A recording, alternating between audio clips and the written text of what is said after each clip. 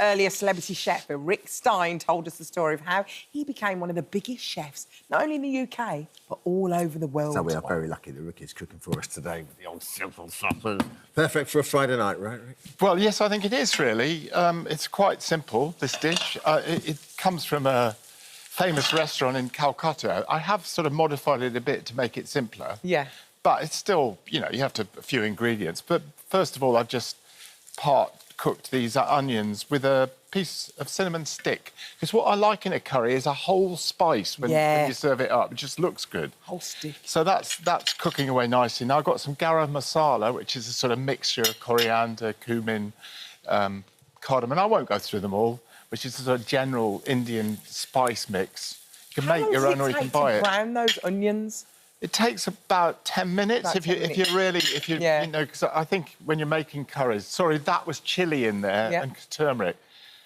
And the thing that when I did filming in India is really they do always insist that the onions should be really slow and long cooked to get the sweetness and the colour out of them. Rick, where's your favourite place to go in India that you love? Because the food obviously changes so much from region to region over there. Funnily enough, I've just been back with Sass, my wife, to Delhi, Agra, where the Taj Mahal is, and Rajasthan, which was lovely. It's actually lovely going to India and not filming, you know? When you are filming, you are working at the end of the day. So what would the food be like, say, in Rajasthan that would be different it's quite spicy. They have a lot of very hot red chilies there and quite a lot of meat, actually, in Rajasthan. So I really like that, particularly the lamb curries they do there. Quite dry curries. And the other place I really like was Calcutta. It's quite What's that you put in there? Sorry, I'm just doing this without talking. All right, I was just looking at what that is. This is sort of minced onion. So we've got like the whole onion and then the mint. A fair bit of that in there. Yeah. There's a lot of onion. The point of that is sort of body as well as extra onion sweetness. So I'm going to cook that for about 5 minutes with some garlic. And again, it's minced garlic. But you can use sort of finely chopped and some ginger. So I'm just going to stir that around for a little bit. Oh, I do love a curry.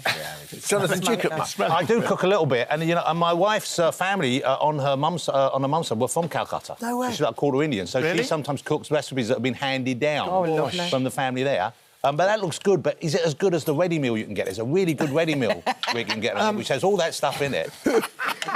I don't know, Jonathan. Take your pick.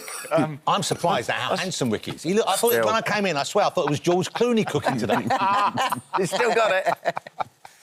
Well, that's very nice. Because I know your brother Simon quite well from Saturday Kitchen. Well, I apologise to you for that. Oh, no, he's lovely. He's the nicest of Do you them. know what? He gave me a shirt once because I turned up at Saturday Kitchen. I didn't have the right colour shirt, so he just gave me one of his. Wow. Well, Funny I hope old you gave world, it back, isn't Rick. Prawns are prawns are going in. Yeah, no, just Fresh throwing them prawns. in. Yeah. They're lovely, they are. And Rick, in terms of prawns over here, where sort of does the best prawns? Because obviously we import so many prawns. I love a North Sea prawn. Well, I mean, I think really, if you're going to go for local prawns, the North Atlantic you're talking about, I think, and langoustines are the best prawns here, really, or prawns from the Wash, you know, from little pink shrimp, or the brown shrimps from around Morecambe. Morecambe way. But if you want a big prawn, we don't have anything sort of quite like, I don't know, Aussie prawns. Yeah. Oh, they're great. But good farm prawns. In Norway, those sort of Greenland prawns they do. The fjord prawns over there. They're lovely, but I mean, it's one of those things people say, because, you know, I spend quite a lot of time in Australia, so I'm just cooking these to make sure they go brown, but I might have to add the next ingredient, which is a bit of coconut milk, go for it. Because people ask me when I'm in Australia, I spend quite a lot of time there, you know, which is best, ours or theirs, you know? And I say, well, they've got great prawns, seriously, but we have fantastic flatfish in this country. Yeah. And I think in Australia they've got really nice round fish like snapper. So I tend to end up saying a bit of both, Dermot, exactly.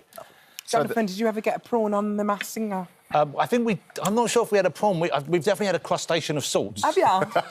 You know what? They're like my children. They're all my favourites. I can't remember any one of them individually. So finally, just some salt. I've got sort of flaky salt there. I put flaky salt in because I always used to find in a kitchen in the old days, you've got a big pot of sugar and a big pot of salt. And quite often the chefs would put salt in the potatoes. No. Used to drive me nuts. I say all you need to do is taste them, but actually... You mean sugar in the potato? Yeah, exactly. Sorry, salt in good the point potato there. is Yeah, absolutely. Well, I'd have sugar in my sugar in potato. Sounds nice. Thank you, Jonathan. In a sweet potato, that'd be lovely. Caramelise it. Oh, that looks so nice. Yes. Well, I mean, that has to cook down a little bit longer. So was that coconut cream that you just had? Yeah, the thing about coconut cream is it just makes everything taste wonderful, right?